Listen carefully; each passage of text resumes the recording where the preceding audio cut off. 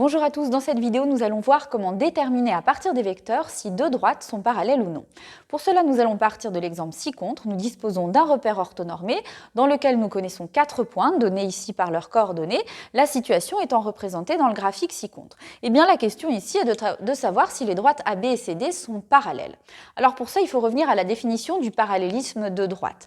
Deux droites sont parallèles si et seulement si elles possèdent la même direction. Et cette notion de direction étant un élément caractéristique de la notion de vecteur, il va être assez évident ici de pouvoir rapprocher le parallélisme de droite et la notion de vecteur.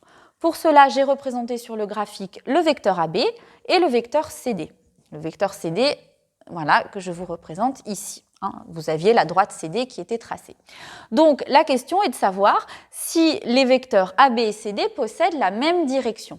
Alors deux vecteurs qui possèdent la même direction, eh bien cela a été défini dans le cours, ça s'appelle des vecteurs colinéaires. Donc la question ici est finalement de savoir si les vecteurs AB et CD sont colinéaires. S'ils le sont, les droites seront parallèles, s'ils ne le sont pas, les droites ne seront pas parallèles. Donc pour chercher la colinéarité des vecteurs, eh bien, il existe plusieurs façons de faire. Ici, vous disposez des coordonnées de vos vecteurs. Donc on va commencer par calculer les coordonnées des deux vecteurs AB et CD.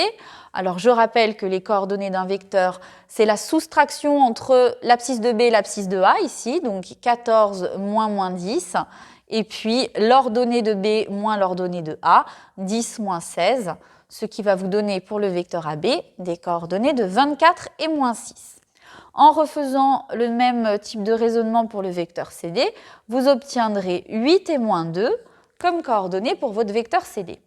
Donc maintenant, on va se poser la question, eh bien, ces deux vecteurs sont-ils colinéaires? Alors, rappelons la définition du cours sur la colinéarité. Deux vecteurs sont colinéaires s'ils ont la même direction.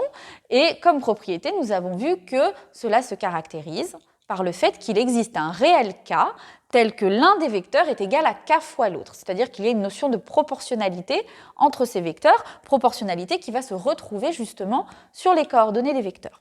Alors ici, de manière assez simple, vous allez pouvoir voir que le vecteur AB, ici, avec ses coordonnées de 24 moins 6, représente exactement le triple du vecteur CD, puisque 8 fois 3 donne 24, et moins 2 fois 3 vous donne moins 6. Donc le vecteur AB, on peut déjà dire que c'est 3 fois le vecteur CD, ce qui vous donne ici la relation de colinéarité entre les deux vecteurs. Ça, c'est la première façon de faire en regardant simplement les coordonnées. La deuxième façon de faire, c'est d'utiliser une notion qui a été vue dans le cours, c'est la notion de déterminant. Alors, c'est le même principe, on revient ici à la même chose, c'est de calculer le déterminant des vecteurs AB et CD.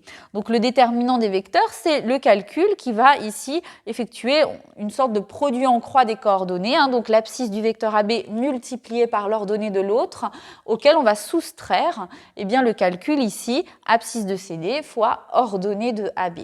Donc cette relation sur les coordonnées va traduire ici la colinéarité des vecteurs, c'est-à-dire la proportionnalité des coordonnées.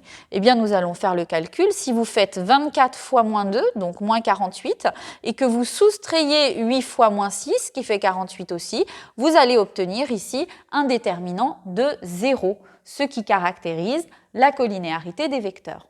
Donc pour terminer, on conclura sur le fait que AB et CD sont des vecteurs colinéaires. Alors, s'ils sont colinéaires, eh bien, cela signifie qu'ils ont même direction. S'ils ont même direction, eh bien, les droites AB et CD seront donc parallèles. Voilà. Alors, cette méthode est assez simple au final. Retenez que pour déterminer si deux droites sont parallèles, si on a la possibilité ici de manipuler facilement les vecteurs, eh bien la technique de la colinéarité des vecteurs est une technique très rapide pour démontrer le parallélisme de droite.